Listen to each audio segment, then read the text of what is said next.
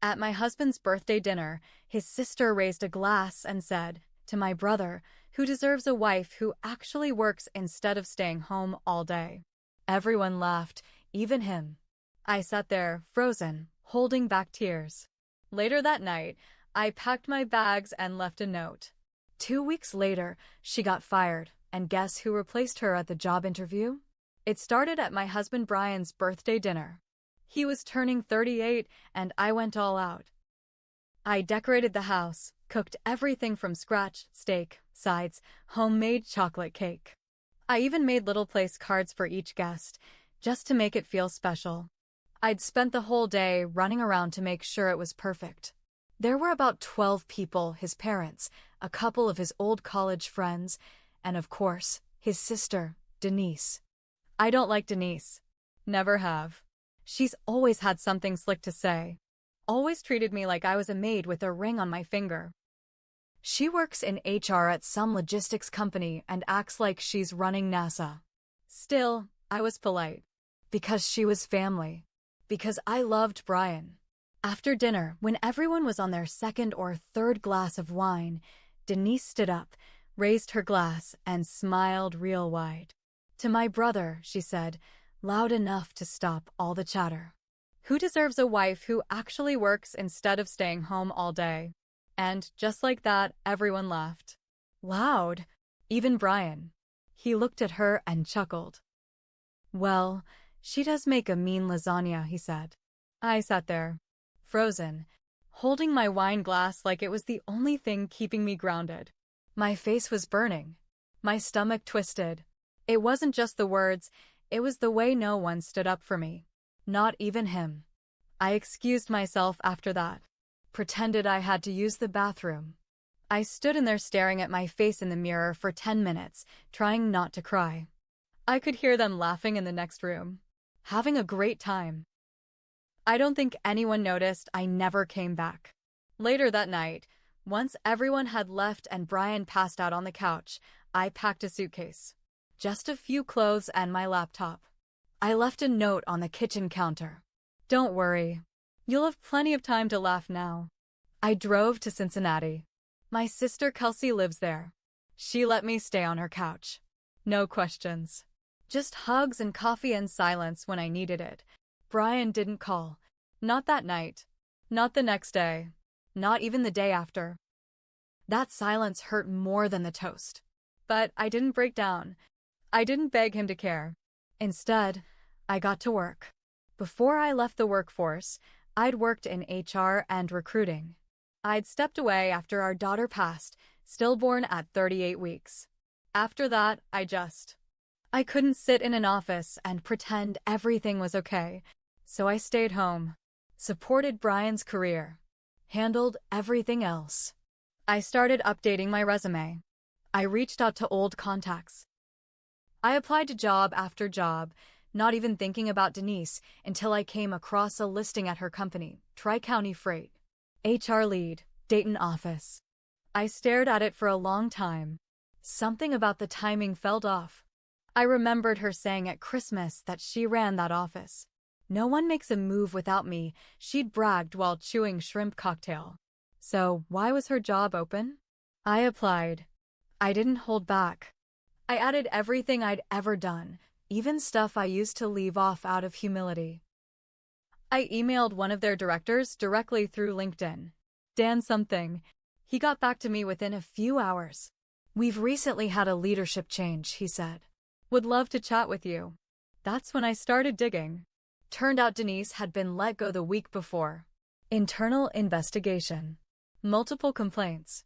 She'd been ignoring harassment claims, hiring her friends, lying on internal audits. Here's the thing. Years ago, she told me about some of that stuff while drunk on sangria at a backyard barbecue. I didn't forget. And when I saw that job opening, I made sure the right people had the right screenshots from her old social media. I never said anything that wasn't true. I just nudged the truth toward the light. The interview was short. They asked me questions. I answered with confidence I forgot I had. Dan said I was exactly what they needed. They offered me the job on the spot. Higher salary. Full autonomy. A whole team under me. I didn't ask what Denise was doing now. But Kelsey ran into her 2 days later, working part-time behind the bar at a local restaurant. She didn't recognize Kelsey, but Kelsey recognized her. And Brian? After 2 weeks of silence, he finally texted, "Can we talk?" I haven't replied. I'm just getting started. I didn't respond to Brian's message for days. I'd stare at it sometimes before bed, wondering what he really wanted. An apology? A chance to gaslight me into thinking I overreacted? Maybe just to make sure I wasn't telling anyone what really happened at that dinner. Kelsey told me to block him. I almost did. But instead, I let the message sit there. I wanted him to feel ignored. To sit in silence the same way I did that night. Work at Tri-Counties started fast. The place was a mess after Denise left. Paper trails didn't match up. Several employees came forward with stories about her playing favorites or covering for creepy managers. HR had become a joke. No structure. No follow-up. Just drama and chaos. I got to work cleaning it all up. At the end of my first month, Dan called me into his office. "You've done more in 4 weeks than your predecessor did in 6 months," he said. "You were exactly the hire we needed." I wanted to say I know. But instead, I thanked him and went back to my office. That night, I finally got a second text from Brian. "I'm sorry. Please. Just talk to me. I miss you." I didn't answer, but I did look him up. His Facebook was quiet. Barely any posts. But then I noticed something new. He and Denise had gone on a weekend trip to Nashville. Just the two of them. The post was from 2 weeks after I left. She captioned it, "Sibling therapy after a hard month." Nothing like whiskey and country music to forget the drama. Forget the drama? She humiliated me in front of a room full of people. My own husband laughed. And now they were out drinking together, acting like I was the problem. I didn't cry. I didn't throw my phone. I just stared at that photo for a long time and started planning. 3 weeks later, the HR team found something big buried in Denise's files. A pattern of fake resume referrals, people she hired for internal consulting roles who never actually worked. One name came up again and again. Brian R. Michaels. My husband. He wasn't just laughing at dinner. He was in on it. Denise had been creating false roles and funneling funds to his name.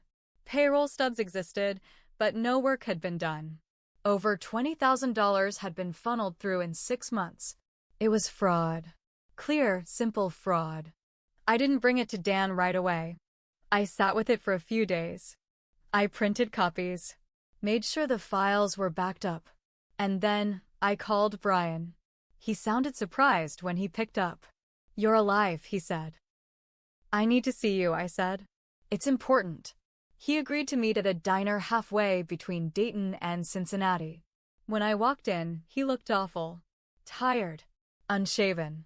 Still wearing that same old navy jacket with the fraying sleeve. He smiled like we were old friends catching up. "You look good," he said. I didn't return the compliment. "I know what you and Denise did," I said. His face didn't change.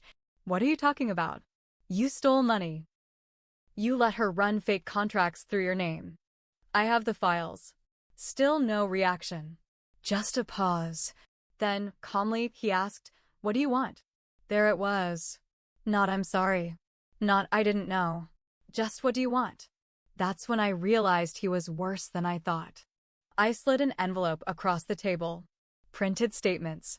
Copies of the wire transfers. Screenshots of the fake entries. "I want you to disappear," I said. "From me. From this town. From anything connected to my name." "And if I don't?" he asked. "I report you to the company. To the IRS. And if that's not enough, I send this to your father, who I'm guessing doesn't know you've been committing fraud under his name, too." He stared at the envelope. Didn't touch it. "You wouldn't do that," he said, but his voice shook. I stood up. I already did. Then I walked out.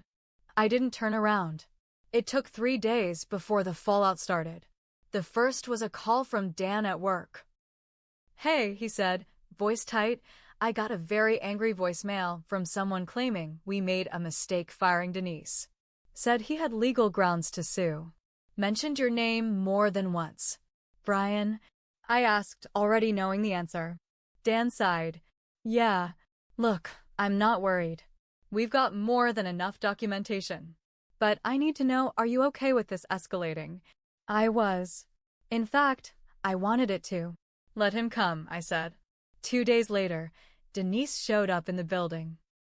She wasn't there to see me, she went straight to Dan.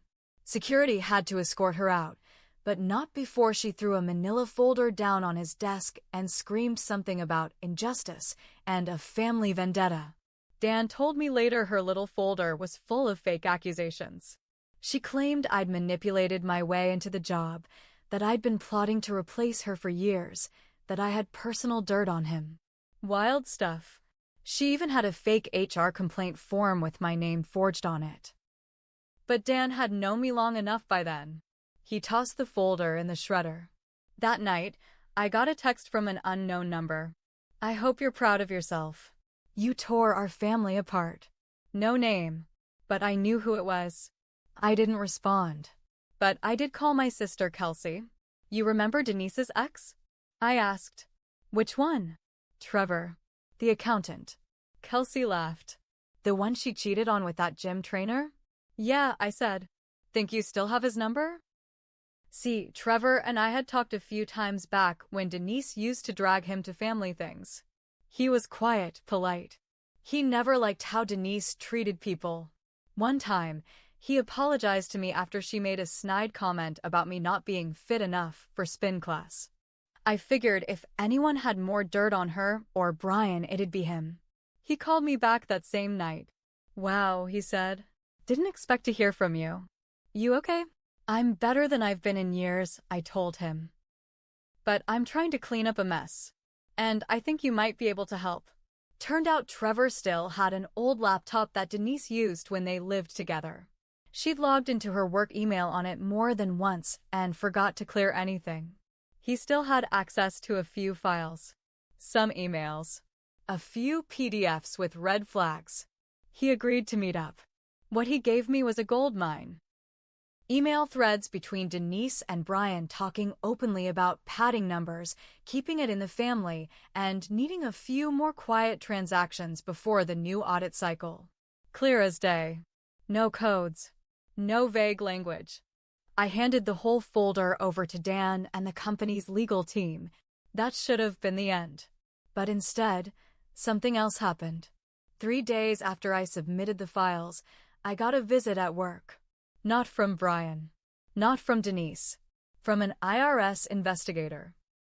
Apparently, the company had passed everything on, including the fake payroll schemes involving federal funds.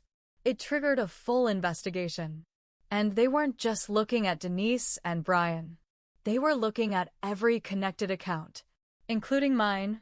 Even though I had nothing to do with the scheme, my name showed up in a few emails times Denise copied me when we were family planning events, or when Brian used my shared Gmail to forward himself payroll docs. I wasn't a suspect. But I was now involved. The agent asked me to come in for a formal interview. As I sat there, answering questions in a cold, gray room, I realized something. They hadn't just embarrassed me. They'd almost dragged me down with them. This wasn't just about revenge anymore. This was about survival. And I wasn't done yet. The IRS interview lasted 2 hours. They were polite, but direct. They showed me emails with my name, bank account routing numbers that passed through our joint account. Money I never touched, but technically had access to. I explained everything. Calm, steady, honest. I brought proof. The dates I left, the lack of activity on my side, the credit card records showing I was 3 cities away when those payments happened. They nodded, took notes. Before I left, one of them said something that stuck with me. You were lucky. Most people in your spot wouldn't have come out clean. I walked out shaking. That night, I called Brian. I needed to hear his voice when I said it. You dragged me into a federal case, I said. You used my name. My bank account. He didn't deny it, just went quiet. Then he said, "You don't understand. Denise told me it was legal.